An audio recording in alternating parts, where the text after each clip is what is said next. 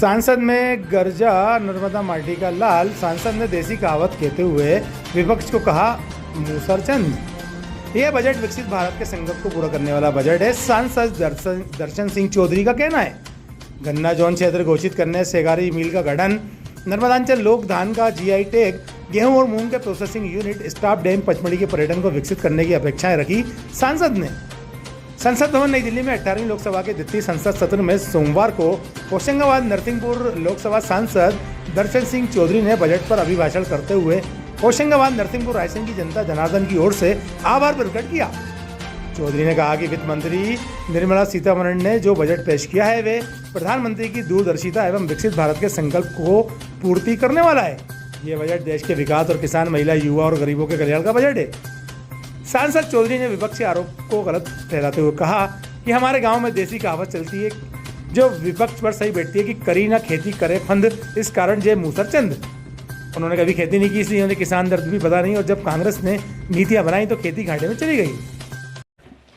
आज बजट भाषण पर आपने मुझे बोलने का मौका दिया। मैं संपूर्ण होशंगाबाद नरसिंहपुर रायसेन की जनता जनार्दन की ओर से, नर्मदा माटी की ओर से आपका आभारी हूं। और आज इस बजट में जो श्रीमती निर्मला सीतारमण जी ने मोदी जी के नेतृत्व में जो बजट दिया है वो विकासमुखी, सर्वव्यापी और सर्वव्यापक है।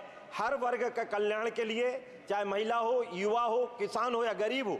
और जो थीम बनाई है उसमें चूंकि विपक्ष की बातें भी, और विपक्ष ने जो आरोप लगाए खरो कमावे खोटो खावे, ये हमारे यहाँ कहावत चलती है और उस कहावत को किसान ने साकार किया है। लेकिन एक कहावत जो हमारे विपक्ष पर आज हमारे देश की कहावत है कि करे न खेती परे न फंद, इस कारण ये मूसरचंद, और इन्होंने कभी खेती नहीं करी है और इसके लिए इनको किसान का दर्द नहीं पता था। एक वो हालत थी जब कांग्रेस के पहले प्रधानमंत्री ने ये कहा कि इस देश का विकास उद्योगों के माध्यम से संभव। हम उद्योगों के विरोधी नहीं, लेकिन किसानों की लाश पर रोटी सेकने का काम किसी ने किया था तो कांग्रेस की सत्ता ने किया था, और किसान की खेती घाटे में डालने का काम उसने किया था।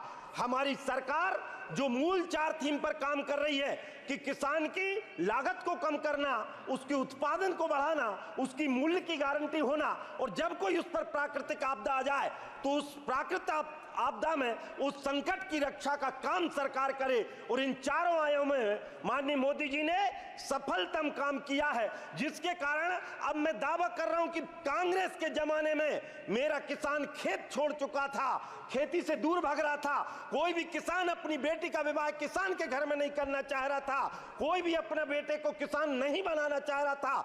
अब लेकिन जब से मोदी जी ने किसान व्यापी और राष्ट्रव्यापी जिस प्रकार का जो बजट लाए हैं, उसके बाद आईआईटी करे हुए बच्चे भी आज खेती की ओर लौट रहे हैं। मैं धन्यवाद देना चाहता हूं।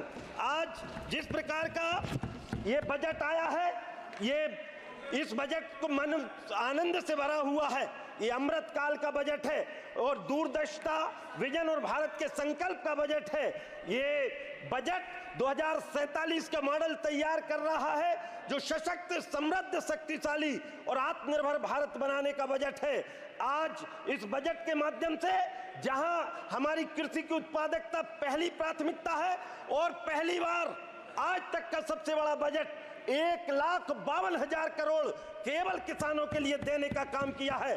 दलहन और तिलहन के लिए मिशन मोड तैयार किया है, और अगले 2 वर्षों में जिस आयाम को लेकर मैंने भी, क्योंकि किसान मोर्चा का अध्यक्ष होने के नाते, मध्य प्रदेश में किसानों की सरकार लगातार बन रही है। डॉक्टर मोहन यादव के नेतृत्व में 5वीं बार, और हमारे केंद्रीय कृषि मंत्री लगातार जिन्होंने इस काम को किया है, और इसलिए प्राकृतिक खेती के लिए जो बढ़ावा 1 करोड़ किसानों को 2 वर्षों में जोड़ने का काम किया है, इसके लिए मैं धन्यवाद देना चाहता हूं। खेती में उच्च पैदावार और जलवायु अनुकूल वाली 32 फसलों को 109 किस्में जिसकी नई तैयार करने का लक्ष्य जो सरकार ने लिया है, मैं इसका धन्यवाद देता हूं। फसलों के उत्पादन, भंडारण और विपणन को और मजबूत बनाया जाएगा। सब्जी उत्पादन और आपूर्ति की श्रृंखला के लिए नए क्लस्टर बनाए जा रहे हैं। राज्यों के साथ मिलकर कृषि के लिए डिजिटल, और जो विपक्ष आरोप लगाता है ये किसी राज्यों तक सीमित नहीं, ये पूरे भारत का बजट है। और 2024 तक 400 जिलों में खरीफ का डिजिटल सर्वे किया जाकर और उसको और उन्नत करने का काम किया जाएगा। आज प्रधानमंत्री जी के नेतृत्व में जो सामाजिक न्याय को चरितार्थ करने वाला सर्वव्यापक, सर्वस्पर्शी और सर्व समावेशी बजट है। इस 2047 के रोड मैप में अर्थव्यवस्था सही दिशा में चल पड़ी है। हमारा सुनहरा भविष्य हमको दिख रहा है। भारत फिर से विश्व गुरु, इसी दीवाने खास में जो लिखा है कि घर फिर दोष बर रुए जमीयस्तो अमीयस्तो अमीयस्तो अमीयस्तो। यदि संसार में कहीं पर स्वर्ग है तो वो केवल मेरे भारत में है, केवल मेरे भारत में है। लेकिन मेरी विपक्षी मित्रों को क्योंकि उंगलियां छोटी पड़ गई, नाखून इतने बढ़ गए और कुछ जुगनुओं के काफिले मोदी जी के पीछे पड़ गए, हमको समझना पड़ेगा। क्योंकि इन्होंने जो करने का काम किया है, अब माननीय विपक्ष के नेता कहते हमको डर लगता, तुमको लगना भी चाहिए, क्योंकि डर उनको लगता है जिनके कर्मों में दाग है। हम तो किसान के बेटे हैं, हमारे सीने में आग है। और इसलिए मैं कहना चाहता हूं कि मेरे क्षेत्र में, चूंकि नमदा माटी का क्षेत्र है, गन्ना क्षेत्र के लिए मैं चाहता हूं कि हमारे नरसिंहपुर को गन्ना जोन घोषित करते हुए सहकारिता मिलकर वहां पर गठन किया जाए, नर्मदांचल लोक बनाया जाए। हमारे मध्य प्रदेश में लोगों की बाढ़ आ गई है, ओंकारेश्वर से लेकर महाकोल लोक तक नर्मदा लोक बनाया जाए, जीआई टैग धान को दिया जाए। और गेहूं का हमारा क्षेत्र है, इसलिए हम चाहते गेहूं और मूंग की प्रोसेसिंग के यूनिट वहां पर लगने चाहिए, हर खेत को पानी मिले।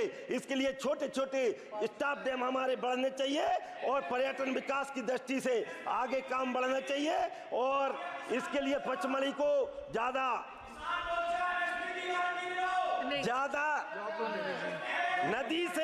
नदी को जोड़ने का जो बहुआयामी और दूरगामी निर्णय अटल बिहारी वाजपेयी जी ने लिया था, मैं चाहता हूं कि हमारे यहाँ भी इस योजना को लागू करके और हर खेत को पानी देने का काम करें। और इसी के साथ मैं ये जो बजट है, ये हमारा बजट आज इनोवेशन और प्रौद्योगिकी के माध्यम से कल्याणकारी बजट है, अभूतपूर्व स्पीड और स्केल का बजट है, समृद्धि और विरासत को समन्वय बनाने वाली सरकार का बजट है, वैश्विक पटल पर विश्व बंधुत्व बनाने का काम करने वाली सरकार है। इसलिए सबका साथ, सबका विकास, सबका विश्वास, सबका प्रयास और सबका ध्यान और सबका उत्थान, यही है हमारे राष्ट्र का अनुत्थान और मोदी जी का अनुत्थान। मैं चाहता हूं इसी के साथ भारत माता की जय। अध्यक्ष महोदय ने धन्यवाद दिया, धन्यवाद देते हुए मैं जय जवान जय किसान और वंदे मातरम जय बलराम नंदा मैया की जय। रखिए देश के हर शहर, हर गांव, हर कस्बे की खबर पर नजर, सिर्फ और सिर्फ राष्ट्र आजकल न्यूज चैनल पर। अगर आप हमारा चैनल YouTube पर देख रहे हैं तो चैनल को सब्सक्राइब करें और बेल आइकन जरूर दबाएं ताकि आपको मिल सके लेटेस्ट अपडेट। और अगर आप हमारा चैनल Facebook पर देख रहे हैं तो चैनल को लाइक करें, शेयर करें और कमेंट्स जरूर करें। और अगर आप पत्रकारिता के क्षेत्र में अपना करियर बनाना चाहते हैं तो जुड़े राष्ट्र आजकल न्यूज़ चैनल से। राष्ट्र आजकल न्यूज़ चैनल से जुड़ने के लिए स्क्रीन पर दिए हुए नंबर पर आप हमसे संपर्क कर सकते हैं।